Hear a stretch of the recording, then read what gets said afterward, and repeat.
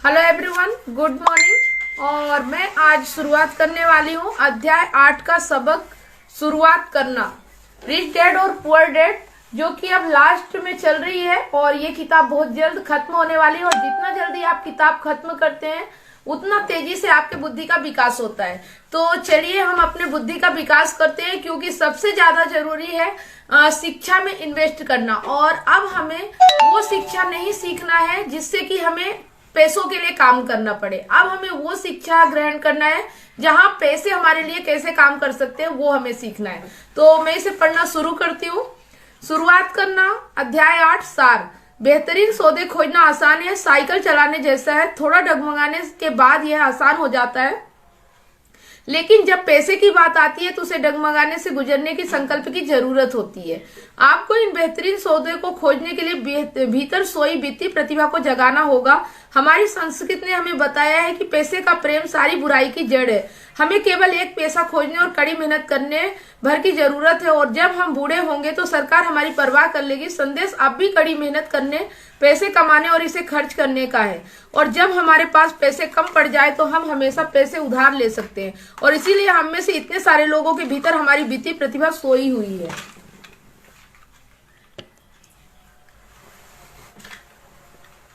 लेकिन हमें जीवन के मिलियन डॉलर सौदे को खोजने के लिए उस वित्तीय प्रतिभा को जगाना होगा। नौकरी खोजना और पैसे के लिए काम करना कहीं ज्यादा आसान होता है, लेकिन यह दौलत का मार्ग नहीं है। अगर आप जनसाधारण के खिलाफ जाना चाहते हैं तो रॉबर्ट उस विचार प्रक्रिया को बताते हैं जिससे वे हर दिन गुजरते हैं। 10 कदम जिसका इस्तेमाल आप अपनी वित्तीय प्रतिभा को जागृत करने के लिए कर सकते हैं। आप जिन्हें चाहते हो उनका अनुसरण करें, आपने खुद के बना ले। आपकी वित्तीय प्रतिभा इस काम के काबिल है। नंबर 1, वास्तविकता से बड़ा कारण खोजे, आत्म की शक्ति। कई लोग अमीर या वित्तीय दृष्टि से स्वतंत्र तो बनना चाहते हैं, लेकिन वे इसलिए दूर मुड़ जाते हैं क्योंकि वहां पहुंचने की राह बहुत मुश्किल नजर आती है। किसी भावी ओलंपिक तैराक की तरह जो पूल में घंटों मेहनत करने के लिए समय और सामाजिक कार्यक्रमों की कुर्बानी देती है और कड़ा अध्ययन करती है। लोगों को बाधाओं के पार धकाने के लिए एक शक्तिशाली स्पष्ट लक्ष्य या कारण की जरूरत होती है। कारण या उद्देश्य इच्छाओं या नहीं चाहता हूं का मिश्रण है। अमीर बनने की इच्छा के पीछे के रॉबर्ट के कारण की तरह सबसे पहले उनके नहीं चाहता हूं, क्योंकि वे चाहतों को उत्पन्न करते हैं। वे अपने पूरे जीवन काम नहीं करना चाहते थे। वे अपने माता पिता के वित्तीय नौकरी की सुरक्षा नहीं चाहते थे और उपनगरों में घर नहीं चाहते थे। वे कर्मचारी नहीं बनना चाहते थे और अपने करियर पर काम करने में व्यस्त नहीं रहना चाहते थे। प्रियजनों के साथ समय बिताने की कीमत पर सिर्फ इसलिए ताकि उनकी मृत्यु पर उनकी मेहनत के फल सरकार ले ले, जैसा उनके पिता के साथ हुआ था। वे क्या चाहते थे? वे क्या चाहते हैं? रॉबर्ट चाहते हैं कि युवावस्था में ही संसार की यात्रा करने के लिए आजाद हो और वह जीवन शैली जी सके जिसे वे प्रेम करते हैं। वे आजाद रहना चाहते और अपने समय पर नियंत्रण रखना चाहते। वे चाहते कि उनका पैसा उनके आखिरी काम उनकी खातिर काम करे। अमीर बनने के पीछे रॉबर्ट की तरह आपके पास भी पर्याप्त शक्तिशाली भावनात्मक कारण होना चाहिए, क्योंकि झटकों या असफलताओं में वही आपको इस राह पर कायम रखेंगे। रॉबर्ट ने कई बार पैसे गंवाए हैं, लेकिन उन्होंने अपनी यात्रा इसलिए जारी रखी क्योंकि उनके कारण पर्याप्त शक्तिशाली था। वे 40 साल तक स्वतंत्र होना चाहते थे, लेकिन वे 47 साल के होने पर ही लक्ष्य तक पहुंच पाए। अमीर बनना आसान नहीं था, लेकिन यह मुश्किल भी नहीं था। अगर रॉबर्ट के पास कोई शक्तिशाली कारण नहीं होता तो यह अविश्वसनीय रूप से मुश्किल होता। अगर आपके पास पर्याप्त शक्तिशाली कारण नहीं है तो रॉबर्ट आपसे आग्रह करते हैं कि आप आगे ना बढ़ें, क्योंकि यह बहुत ज्यादा मेहनत भरा लगेगा। नंबर 2, दैनिक विकल्प चुने, चयन की शक्ति। आपके पास हर दिन यह विकल्प होता है कि आप अमीर बने, गरीब बने या मध्य वर्गीय बने। आपकी खर्च करने की आदतें बताती है कि आप कौन हैं। गरीबों की खर्च की आदतें गरीबों जैसी होती है। बहुत समय पहले रॉबर्ट ने अमीर होने का विकल्प चुना। उनके मित्र माइक ने विरासत में संपत्तियों से भरे स्वस्थ कॉलम को पाने के बाद यह सीखने का विकल्प चुना कि इसे कैसे कायम रखा जाए, जो सामान्य स्थिति नहीं है जब अमीर परिवार अपनी संपत्ति अगली पीढ़ी को हस्तांतरित करते हैं। ज्यादातर लोग अमीर ना बनने का विकल्प चुनते हैं। वे खुद को बताते हैं कि उनकी पैसे में कोई रुचि नहीं है या अभी वे छोटे हैं और इन्हें इस बारे में चिंता करने की कोई जरूरत नहीं है, या ऐसे ही असंख्य कारण। लेकिन ये बहाने उनका समय छीन लेते हैं, उनकी सबसे मूल्यवान संपत्ति और सीखने से भी वंचित कर देते हैं। हम सबके पास हर दिन यह विकल्प होता है कि हम अपने समय और पैसे के साथ क्या करते हैं और अपने दिमाग में क्या भरते हैं। रॉबर्ट अमीर बनने का विकल्प चुनते हैं और यह वे हर दिन चुनते हैं। वे लोग से आग्रह करते हैं कि वे पहले शिक्षा में निवेश करें, क्योंकि हमारा मस्तिष्क हमारा सबसे शक्तिशाली साधन है। एक बार जब हम पर्याप्त बड़े बन जाते हैं तो हम सभी के पास यह चुनने का विकल्प होता है कि हम अपने मस्तिष्क में क्या भरें। लेकिन सीखने में निवेश करने का विकल्प चुनने के बजाय ज्यादातर लोग बस निवेश खरीदते रहते हैं। अपने सीखने की प्रक्रिया को जारी रखने के लिए रॉबर्ट हर साल कम से कम 2 सेमिनारों में जाते हैं। 1973 में वे 3 दिनों के सेमिनार में गए, जिससे बिना डाउन पेमेंट दिए रियल एस्टेट खरीदने के तरीके बताए गए थे। उन्होंने सेमिनार पर $385 खर्च किया और इसी सेमिनार की बदौलत उन्होंने कम से कम $2 मिलियन बनाए और बाकी जीवन काम ना करने में सक्षम भी हुए। रॉबर्ट सीडी और ऑडियो बुक्स भी पसंद करते हैं ताकि वे सुनने के बाद उसकी समीक्षा कर सके। एक बार वे निवेशक की बातों से असहमत थे, लेकिन उसकी सीडी 20 बार सुनने के बाद आखिरकार उसकी समझ में आया कि उस आदमी ने जो कहा था वह क्यों कहा था। वे इसलिए समझ पाए क्योंकि उन्होंने अपना दिमाग खुला रखा। हालांकि वे मूलतः उस निवेशक से असहमत थे, अब उनके पास समस्याओं का विश्लेषण करने के 2 तरीके जो अनमोल है। रॉबर्ट ने दूसरे लोगों को पढ़ने और सुनने का विकल्प यह पता लगाने के लिए चुना कि कई लोग क्या सोचते हैं। डोनाल्ड ट्रंप से जॉर्ज सोरोस तक इस तरह वे उनकी मानसिक शक्ति से लाभान्वित हो सकते हैं। जब आप कोई नई चीज सीखते हैं तो आपको इसे पूरी तरह से समझने के लिए अक्सर गलतियां करनी होगी। अहंकारी या आलोचनात्मक लोग जोखिम लेने से डरते हैं, इसलिए वे प्रायः विशेषज्ञों की बातें नहीं सुनते हैं। यह बुद्धि का प्रश्न नहीं है। बुद्धिमान व्यक्ति भी अज्ञानी हो सकते हैं अगर उनकी चतुराई में अहंकार की बूंद मिल जाए। दूसरी ओर सचमुच बुद्धिमान व्यक्ति नए विचारों का स्वागत करता है। पहले से संचित विचारों के साथ मिलकर नए विचार किसी बेहतरीन चीज में बदल सकते हैं। सुने सीखे दौलत के बारे में दीर्घकालीन दृष्टिकोण रखें। फटाफट अमीर बनने की मानसिकता ना रखें। शेयरों और रियल एस्टेट में निवेश करने से पहले अपनी सबसे बड़ी संपत्ति अपने मस्तिष्क में निवेश करें। नंबर 3, मित्र सावधानी से चुने संपर्क की शक्ति। रॉबर्ट अपने सभी मित्रों से सीखते हैं, उनमें भी जिनके पास पैसे हैं, उनके ज्ञान की तलाश में, और उनसे भी जो वित्तीय दृष्टि से संघर्ष करते हैं। बाद वाला समूह उन्हें सिखाता है कि क्या नहीं करना चाहिए। वे कहते हैं कि उनके कई मित्र ने जिन्होंने $1 अरब से ज्यादा उत्पन्न किए हैं, एक ही बात बताई है। उनके गरीब मित्र उनके कभी यह नहीं पूछते हैं कि उन्होंने यह कैसे किया। वे बस नौकरी या कर्ज या दोनों मांगते हैं। रॉबर्ट हमें चेतावनी देते हैं कि हम गरीब या डरे हुए लोगों की बातें ना सुने। जब निवेश की बात आती है तो उनके लिए आसमान हमेशा गिर रहा होता है। वे हमेशा आपको बता सकते हैं कि कोई चीज क्यों काम नहीं कर रही।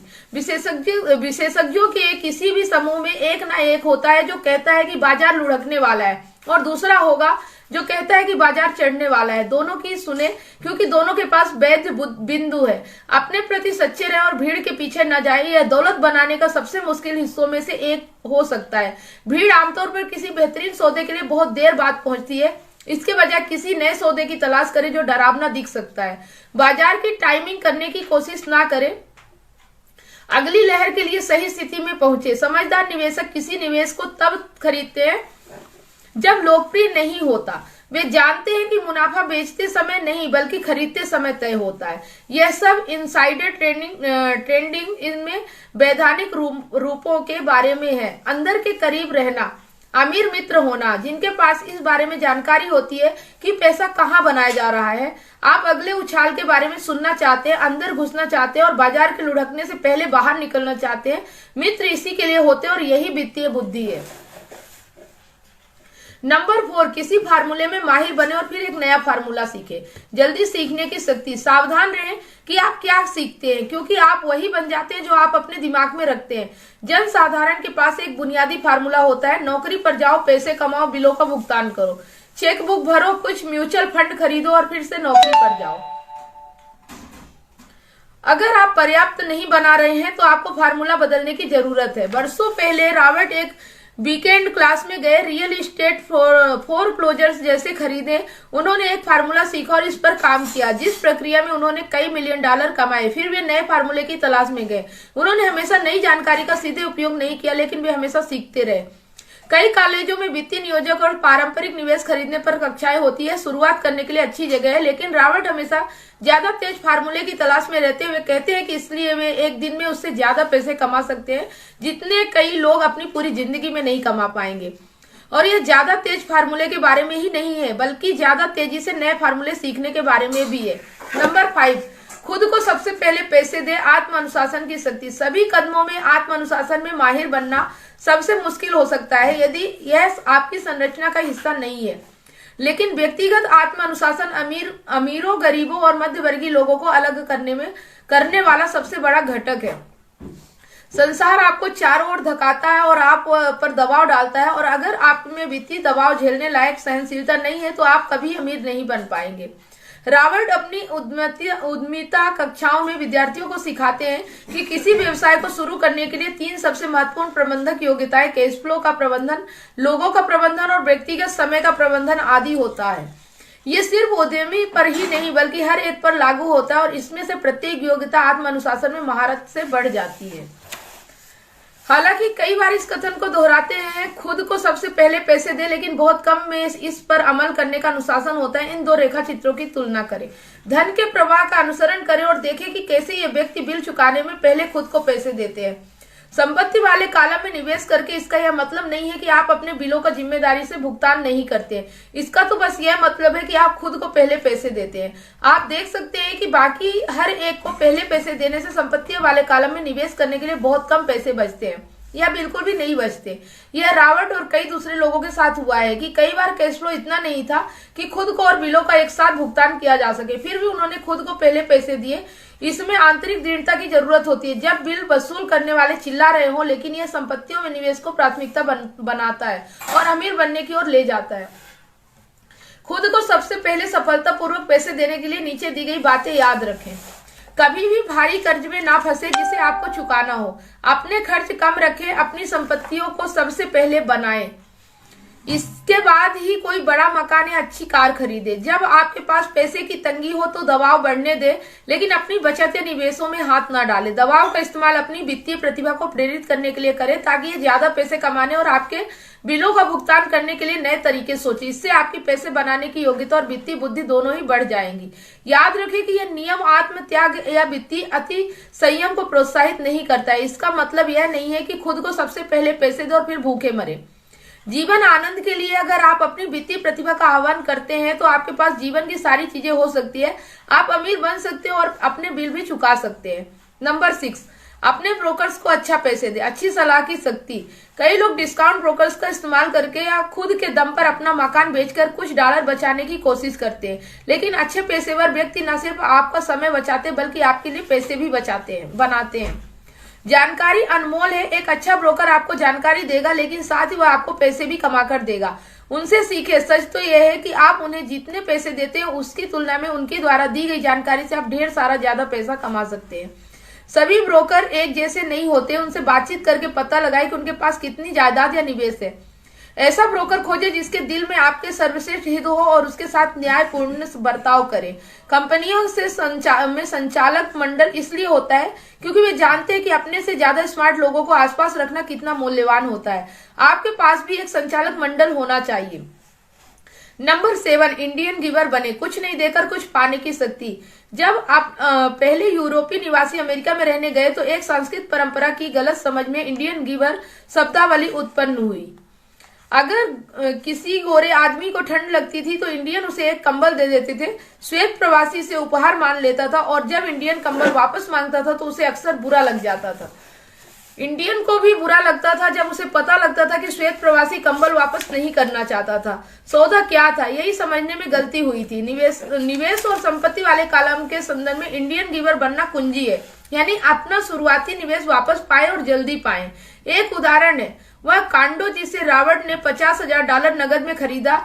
यह अच्छे सीजन में $2,500 महीने में किराए पर उठ जाता था और बाकी साल $1,000 प्रति माह पर 3 साल के भीतर इसने अपना पैसा चुका दिया। दरअसल रॉबर्ट के मूल $50,000 दोबारा उनकी जेब में पहुंच गए थे और यह संपत्ति उनके लिए हर महीने पैसा कमाती रही। कुछ को जोखिम पसंद नहीं आता और वे अपना पैसा बचत खाते में रखना पसंद करते, लेकिन वहां यह कुछ भी नहीं कमा रहा है और उन्हें इसके साथ मुफ्त में कुछ भी नहीं मिलता। रॉबर्ट कहते हैं कि प्रत्येक निवेश में एक अच्छा पहलू होना चाहिए। कोई चीज मुफ्त होनी चाहिए, जैसा मिनी स्टोरेज, मुफ्त जमीन का टुकड़ा, स्टॉक के शेयर, मकान, और जोखिम सीमित होना चाहिए। नंबर 8, विलासिताएं खरीदने के लिए संपत्तियों का इस्तेमाल करें। एकाग्रता की शक्ति। हर इंसान की तरह राबर्ट भी विलासिताओं से प्रेम करते हैं, लेकिन वे उनके लिए कर्ज नहीं लेते। इसके बजाय उन विलासिताओं को खरीदने लायक पैसा उत्पन्न करने के लिए वे अपने संपत्ति वाले कॉलम पर ध्यान केंद्रित करते हैं। वे एक मित्र का उदाहरण देते हैं जिसका किशोर बेटा कार खरीदना चाहता था। खुद की या बेटे की बचत से कार खरीदने के बजाय पिता ने उसे $3000 दिए और शेयर बाजार पर कुछ जानकारी दी। फिर उन्होंने उसे बताया कि वह उस $3000 का इस्तेमाल सीधे कार खरीदने के लिए नहीं कर सकता, उसे इसका निवेश करना होगा और जब वह $6000 कमा लेगा तो वह कार खरीद सकता है और मूल $3000 उसके कॉलेज फंड में चले जाएंगे। हालांकि बेटे को अब भी इतना मुनाफा नहीं हुआ है, लेकिन उसकी रुचि और ज्ञान आसमान छू रहा है। वह एक सबक सीख रहा है जो जीवन में उसकी अच्छी तरह काम आएगा। वह जो चीज चाहता था उनके भुगतान के लिए संपत्तियों का बढ़ाना। संपत्ति वाले कॉलम से कैश फ्लो विकसित करना सिद्धांततः तो आसान है, मुश्किल तो पैसे की सही इस्तेमाल की मानसिकता दृढ़ता है। पैसे उधार लेना अल्पकाल में आसान है, लेकिन लंबे समय में मुश्किल है। नंबर 9, नायक चुने। मिथक की शक्ति। बचपन में हम जो सीखते हैं उसका एक बहुत शक्तिशाली तरीका अपने नायक की नकल करके सीखना है। रॉबर्ट वयस्क के रूप में भी ये जारी रखे हुए हैं। हालांकि उनके नायक बदल गए हैं। बल्लेबाजी में बिल मेज के नाटक करने के बजाय वे सौदेबाजी करते समय ट्रंप की साहसिकता या प्रवृत्तियों का अवलोकन करते समय वॉरेन बफे की विश्लेषणात्मक योग्यता की नकल करते हैं।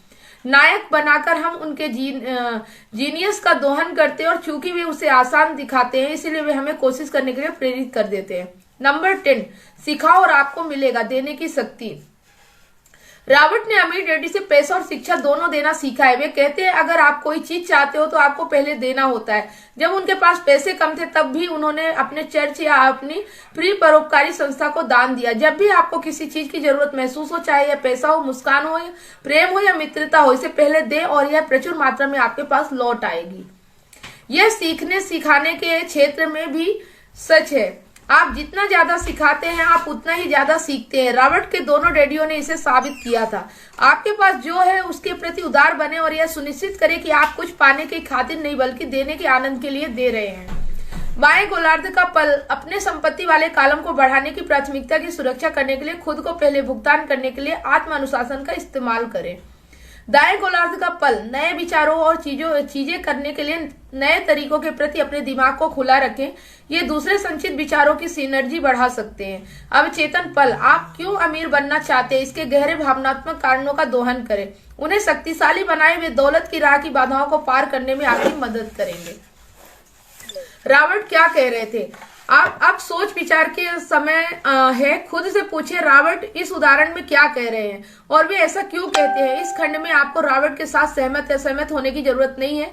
लक्ष्य तो यह समझना है कि रॉबर्ट क्या कह रहे हैं। याद रखें यह पाठ्यक्रम सहयोगी और समर्थक बनने के लिए तैयार किया गया है। दो दिमाग एक से बेहतर होते हैं। अगर आप रॉबर्ट की कही बात को नहीं समझ पाते तो संकोच न करें। समझने में मदद मांगे। हर उदाहरण पर बातचीत करने का समय निकाले जब तक कि आप इसे समझ ना ले। सोना हर जगह है। ज्यादातर लोग इसे देखने के लिए प्रशिक्षित नहीं है। शक्तिशाली कारण या उद्देश्य के बिना जीवन में कोई भी चीज मुश्किल है। वित्तीय दृष्टि से हमारे हाथ में जो भी डॉलर आता है हर डॉलर के साथ हम अपने भविष्य को चुनने की शक्ति रखते हैं। अमीर बनना, गरीब बनना या मध्यवर्गीय बनना।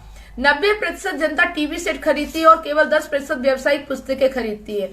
हम में से प्रत्येक ऐसे लोगों को जानता है। हम में से ऐसे लोगों को जानता है जो उच्च शिक्षित है या जिन्हें विश्वास है कि वे स्मार्ट है, लेकिन उनकी बैलेंस शीट एक अलग ही तस्वीर दिखाती है। मैंने गौर किया है कि मेरे पैसे वाले मित्र पैसे के बारे में बात करते हैं। वे ऐसे डींगे हाँकने के लिए नहीं करते हैं।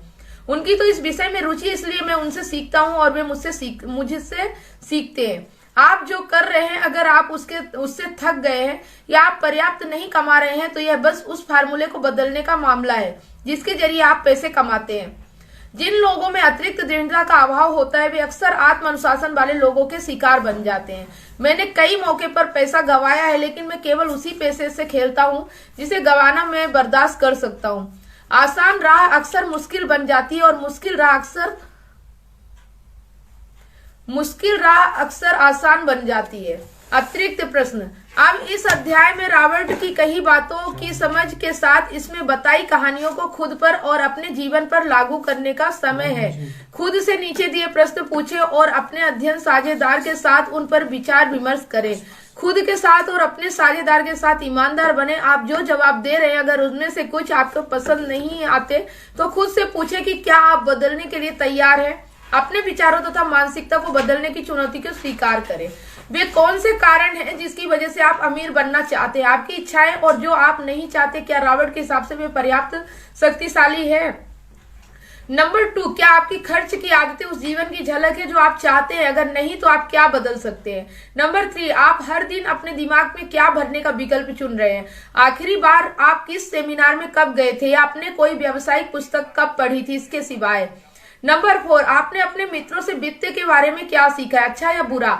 नंबर 5, क्या आप यह कहेंगे कि आपकी आत्म अनुशासन की मांसपेशी सही आकार में है या इसे अच्छी कसरत की जरूरत है। नंबर 6, क्या आपके जीवन में आपके पास संचालक मंडल है, ब्रोकर और अन्य पेशेवर जिन्हें आप उत्कृष्ट जानकारी और आपकी खातिर पैसे बनाने की योग्यता के लिए अच्छा भुगतान करते हैं। क्या आप कदम 7 में बताई गई अवधारणा को समझ गए, अगर नहीं तो अपने अध्ययन साझेदार के साथ इस पर बातचीत करें। नंबर 8, जब आपने आखिरी बार विलासिता की कोई चीज खरीदी थी तो आपने इसके लिए कैसे भुगतान किया था। नंबर 9, आपका वित्तीय नायक कौन है, आप अपने कार्यों में इस व्यक्ति का अनुसरण किस तरह करते हैं। शब्दावली की परिभाषा ROI, निवेश पर प्रतिफल। तो आज का मेरा यहीं तक लेसन 8 कंप्लीट हो चुका है। अध्याय 9 और ज्यादा चाहिए तो यह करें। कल मैं इसे कंप्लीट करूंगी। अध्याय 9 और ज्यादा चाहिए तो यह करें। और मैं लास्ट में आपको बस इतना ही बताना चाहती हूँ कि जो ये पुस्तकें हैं, ये जो हमें शिक्षा का जो हमारा ज्ञान है, वित्तीय समझ रखना, मतलब कि ये हमें पैसा हमारे लिए कैसे काम करे ये सिखाता है। लेकिन अगर हम कॉलेज या स्कूल में जाते हैं तो वहां हमें पैसे के लिए नौकरी कैसे करें ये सिखाया जाता है। सिर्फ यही फर्क होता है कि हम अगर कॉलेज जाते हैं, स्कूल जाते हैं, स्कूल 12वीं तक तो ठीक है, आप 12th तक की पढ़ाई बेसिक पढ़ाई होती है, लेकिन अगर आप कॉलेज जाते हैं तो सिर्फ नौकरी के लिए जाते हैं। आप जैसा मतलब कि स्टडी करेंगे, जिस तरह का आपका कॉलेज होगा उस तरह से आप उस फील्ड में नौकरी करेंगे। लेकिन जो ये किताबें हैं, रिच डैड पुअर डैड और ये सारी चीजें जो वित्तीय साक्षरता आपको सिखाती है, ये आपको ये ज्ञान देती है कि पैसा आपके लिए कैसे काम करे। लेकिन कभी भी कॉलेजों में ये नहीं सिखाया जाता कि पैसा आपके लिए कैसे काम करे। वहां पे आपको सिर्फ ये सिखाया जाता है कि आप पैसों के लिए कैसे काम करेंगे। तो ये बहुत बड़ा डिफरेंट फर्क होता है।